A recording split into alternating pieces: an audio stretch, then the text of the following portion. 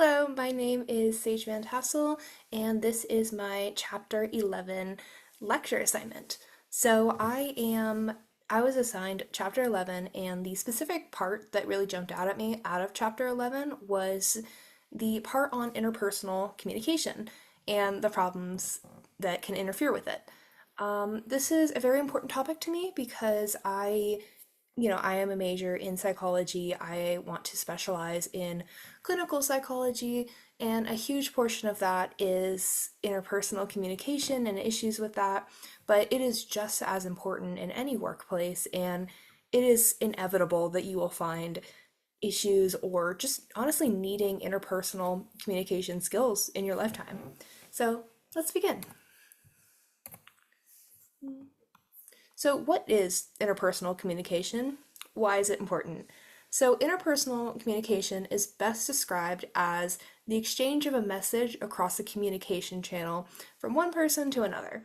Essentially, it just means delivering a thought or a message to another person, just kind of what it says. Um, Something that it can be any kind of message and any kind of communication channel. In the workplace, it is especially relevant because you need to be able to communicate on issues before they become major. You also need to communicate expectations, communicate what someone needs to achieve, all of that. And then this isn't what this presentation is about, but personal relevance is also, it's very relevant to your personal life. Communication is hard, it takes practice.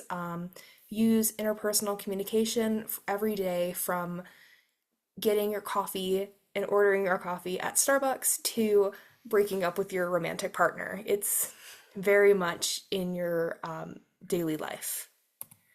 So there are three potential problem areas that come with interpersonal communications. One, intended intended message versus message sent. Two, message sent versus message received. Three, message received versus message interpreted. There's a way to get past all of those as long as you are aware of them. So, problem area number one, intended message versus message sent. We're not born knowing how to communicate perfectly. It is important to remember that we need to be strategic on how we communicate. So, you may intend to send a certain message, but your choice of words and how you phrase it send a different message. So you need to think ahead on what we want to say and learn better fundamental skills so improvising these interpersonal situations is easier. Problem area two, message sent versus message received. So you have a good message, you have a good message, you know what you want to say, you've planned ahead. But the message may be received differently. So it's important to remember that people have different communication styles, and people perceive words as having different meanings. Some words mean some things in certain cultures and languages and can have vastly different meanings in other cultures, which can confuse everyone involved and make the process harder. We also have a tendency to avoid the entirety of a situation, which is like our expectations or how we fear might be perceived, by being overly vague or non-specific, which does not yield good results within the workplace where we have specific expectations. Another thing to consider is if we are using the proper communication channels for the message to be received.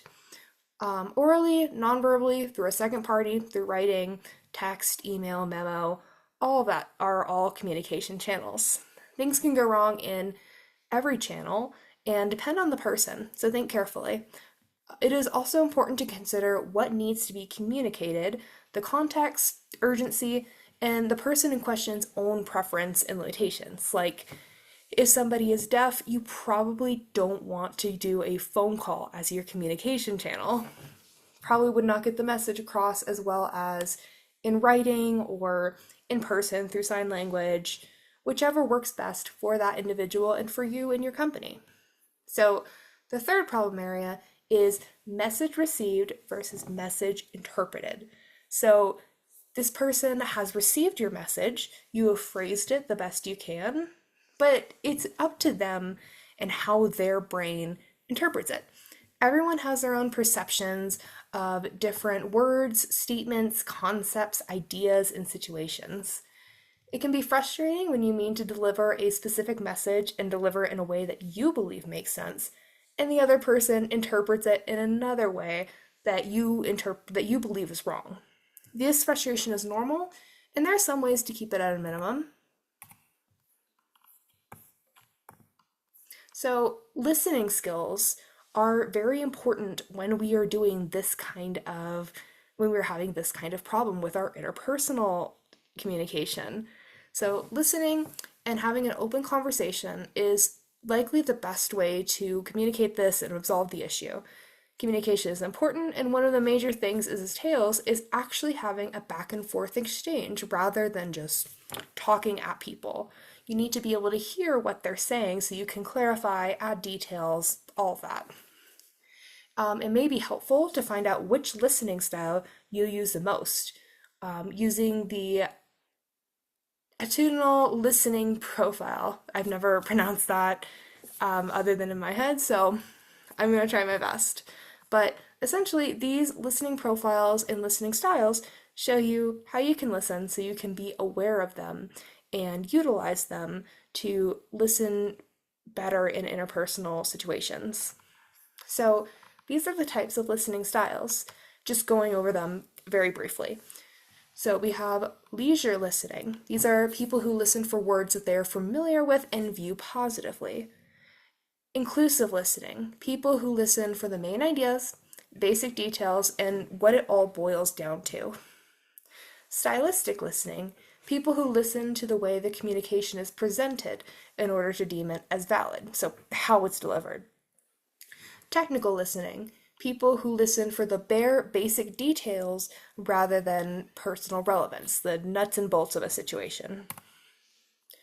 The last two are empathetic listening, people who are able to tune in with the feelings and nonverbal cues of the speaker, and non-conforming listening, people who only listen for the information that confirms what they're thinking or believing already, essentially confirmation bias. Listening styles are crucial to communication and having a successful exchange in which we are able to convey information and be understood well within an interpersonal situation. Interpersonal skills are very important in the workplace and within personal relationships. They can be really difficult to master at first, and it helps to think about what we want to communicate, how we communicate it, and how we can listen and clarify these things to others. That's all I have. Thank you so much for listening. Goodbye.